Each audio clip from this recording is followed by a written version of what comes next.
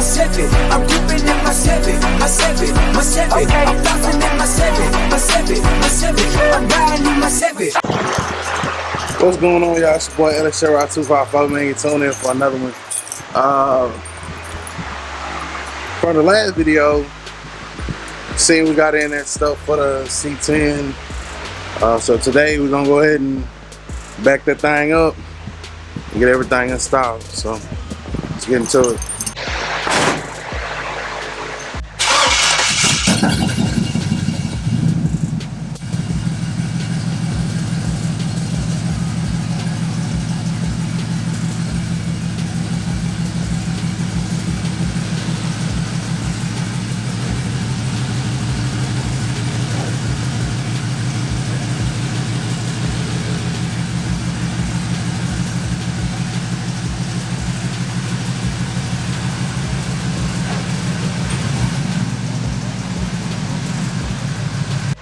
Alright, y'all, so we got the truck backed out. That's pretty much all we need right there. We just have to have access pretty much to the front of the truck, and we should be able to get the rest of it done.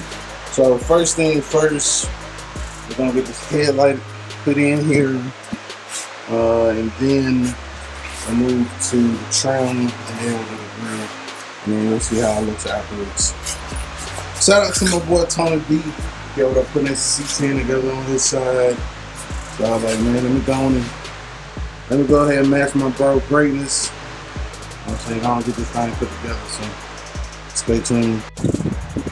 Alright, so I got my box with my headlight. I did go ahead and put the little, these I got from work. You know what I'm saying, these little clips here, so see somebody uses a regular screw there, but that's what they're supposed to be. I'm not like no connoisseur of this old school shit. I don't got all this memorized and none of that. I just can kind of follow directions just a little bit. So let's see what we got here. Alright, so that's gonna wrap up this video. You're like, wait, what happened? Alright, let me show you what happened. So this right here, as I was getting ready to line the bucket up, this aligns and is the same as the bucket for this side. So when they say left side or right side, I must have miscalculated it for that side. Well, I must have miscalculated for it being for that side. It was actually for that side. So, I guess the good thing is I don't have to buy a whole nother thing. I just gotta buy the back bucket, which should be sold separately. I mean, I can still use that light. I should be able to still use that trim piece as well. It looks like the trim pieces are kind of identical. So I just got to get a bucket. That's why you gotta be careful when you order shit, man. Gotta be careful. So let me get that order right quick, and then I'll come back and do this trim. Got it in the cart. Order to be on the way. You should give it a week or so. At least I get paid anyway. Damn! We were this close. We was just got down close to him all here. But it's all good, man. Be what it is. Live and learn. What happened was I ordered the left hand side. And when I looked at the left hand, I was thinking outside of the vehicle looking at it left, but it's actually sitting in the vehicle left. And that's what happened now. So if you order on LMC truck, man, just beware of that little tidbit. So here we got this trim here. Let me get it out the package, get it kind of in place, show you what we're working with. Alright, so you see we got our little blue grill on there. We're just kind of getting it in place. It comes with these speed nuts. They go on to the back of the little holes in the grill, so we're just gonna push them in, tighten them down, and put on there. Alright, so as you can see, kind of running, trying to find out what this hose is. Well, from the time our light was blinking, Let me know. I got extra tuner plugged in like that. Trying to get my copyright. Being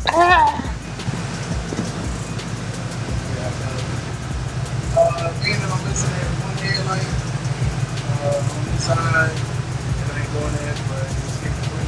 Perhaps it's working. And all that stuff. One step closer. Let me switch it over to the high beam. That Phantom grill, I love that grill, dog. I love that Phantom. I love that Phantom grill like I love Rocks. I rock my Rocks.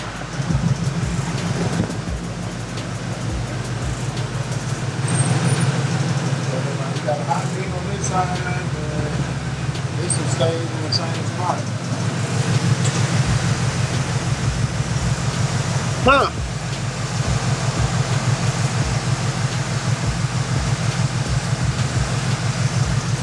Don't worry, the detective is on the job. I'm gonna figure out what's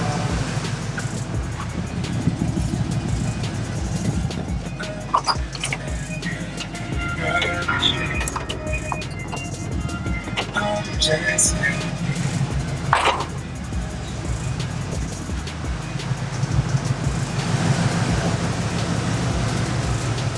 we got high beam on this side, this will stay low beam.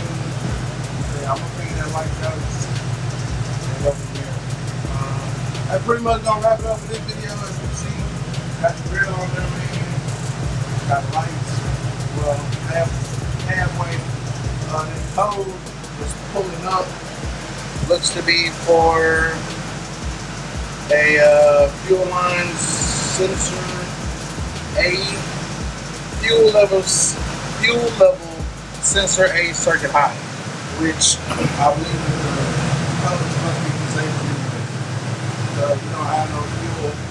We don't even have a fuel level sensor that's hooked up to the computer. You know, we just got a gauge. So turn that code off, take care of it, and we'll be good to go. Make sure y'all tune in next time, boy. Make sure y'all put my phone, identify your needs, make the shrimp, like I was going to walk in, try to take up the crap, make it. Remember, fucking on the side, driving on the side. Alright, so we just came back from taking it around the block. Trying to see what other codes we're gonna pop after I took out that gas code. Looks like O2 circuits, no activity, bank 1 sensor 2 and bank 2 sensor 2. Those should have been turned off from the jump too. So we'll go back over here to our editor. Go into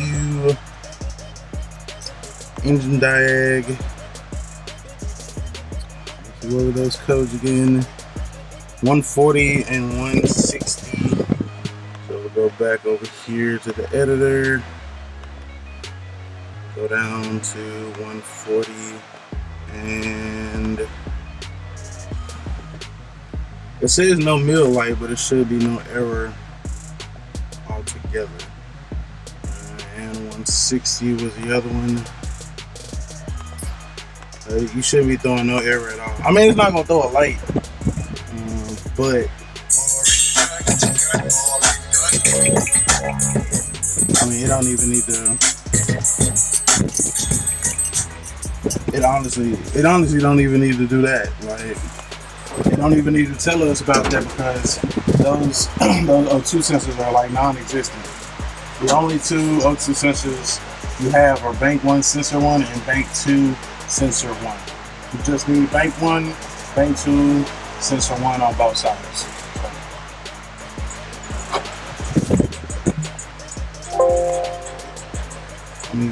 Make sure you always pop back over to the scanner, stop scanning and disconnect, or sometimes you run into an issue.